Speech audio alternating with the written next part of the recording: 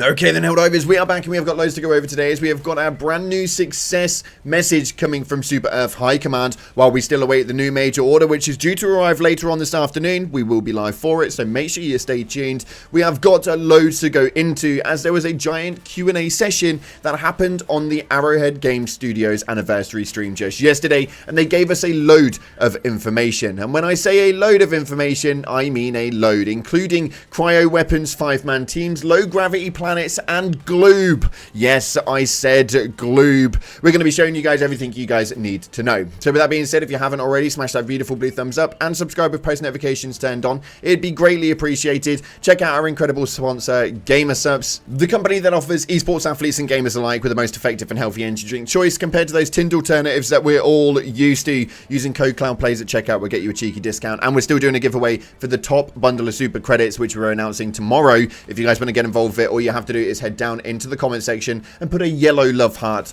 for Helldivers in the comments. We'll announce the winner of that one on tomorrow's video. But with that being said, let's dive on into the video game and see what it is that's happening right now. So we have just completed the major order just yesterday, and our success message has been as follows. The automatons have been repelled from J.O.E.L. The Deep Mantle Forge complex remains within our domain, secure from being bent to despotic means.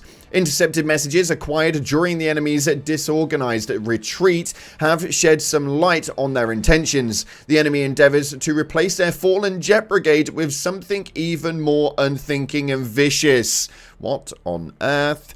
Denying the enemy the high temperature forge will not have stopped them completely, but our intel agents can now pursue more information about this potential threat. The Illuminates have rapidly accelerated the Meridian wormhole towards Moradesh. The scientists working at the research facility there have been evacuated. Their dark fluid experiments have been prematurely abandoned. What technological benefit they could have provided will be destroyed along with the planet itself. This is absolutely horrific to know exactly what it is that's happening right now. You may well have noticed that they did state that the fallen jet brigade are getting replaced with something even more unthinking and vicious, and although it has been delayed, it is inevitable that they are going to be making their mitts into the galactic war at some stage or another. Some part of me kind of wishes that we saved Moradesh a little bit sooner and we left the automatons to their own course to get some new content on the red side, but unfortunately we are going to have to wait, although it does seem that they are definitely making their face at some stage.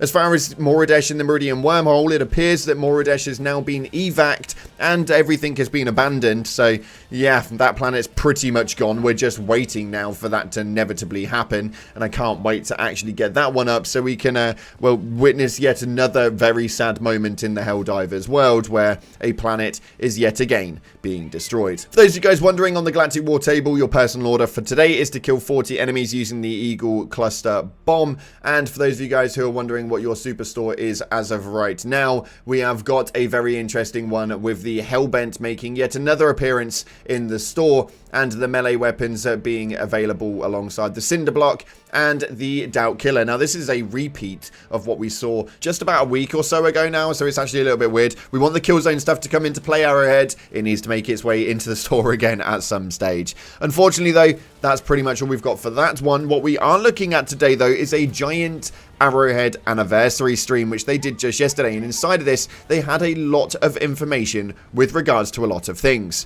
We're just going to dive on into it because there was loads that we need to take a look at, but Mitchimus and Fluffy took to the table as they played Helldivers 1, which we are actually tempted to do here on the stream at some stage, so make sure you stay tuned for that one. And they spoke about quite a lot of things, including the down mechanic and why it was taken out for Helldivers 2. Originally, it was actually supposed to be there. Listen to this. We originally worked with the down mechanic being in the game for a long time, but again, we just couldn't get it to feel quite right.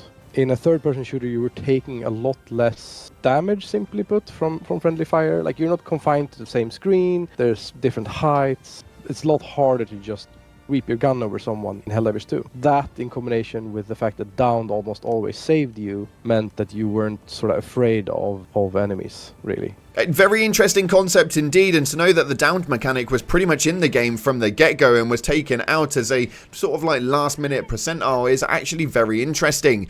Moving in though, we have got some information on J.O.E.L. Now, J.O.E.L is a running trend and joke here on the streams on the Cloud Plays channel, and we don't need to get into it, but it appears that J.O.E.L is not on his own, and I feel like that was pretty obvious. We knew that a second GW was actually in the works, but it appears that J.O.E.L is the head of a team, and this is a quite interesting concept indeed. Watch this. J.O.E.L leads a few people on a team to help him.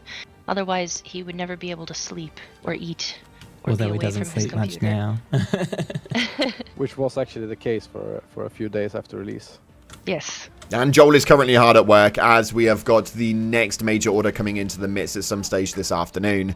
Moving into some more interesting factors though, cryo weapons were spoke about, and it does appear that it may be making an appearance in the game at some stage in the future. Although no time schedule is being labelled for this, they did seem to be quite excited about the factor of cryo weapons, and this has been something on the top of my list now for a little while. Let's listen to what Fluffy and Mitch had to say about it. I could see it happening, but probably not for quite a while. Quite far out there, tech-wise. It's a cool idea, though. It's one that we get a lot, and it is really cool. Yeah, I can never... Whenever I hear cryo weapons, I can't stop thinking about the Fifth Element, where he's demonstrating the gun, and my favorite, the all-new Ice Cube system.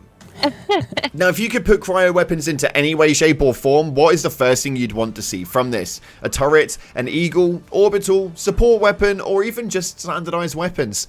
Let me know your ideas in the comment section below. Next up though, we have found out whose fault it is that I have to use the Constitution rifle. I know a lot of you guys do enjoy it, although my lord, that weapon is the bane of my existence. Fluffy, over to you. The Constitution. I love that we made the Constitution. Very awesome indeed. But we have got to talk about 5-man teams, because 5-man teams are actually something that a lot of people have been wanting, and especially is an expansion going towards more like the raid mechanic 8-man teams in the future, maybe 6-man, we'll have to wait and see, but it originally formatted the game to be a 5-man team usage, and Fluffy's got a reason as to why that was actually taken out, and we have Johan to thank for the 4-man squadrons that we're running now. Take a listen to this. Helldivers 2 was originally designed for 5 people, actually. And that was Johan's call, because he had these thoughts around when you're 4 people playing, if a 5th joins you, suddenly you're a 3-stack and a 2-stack.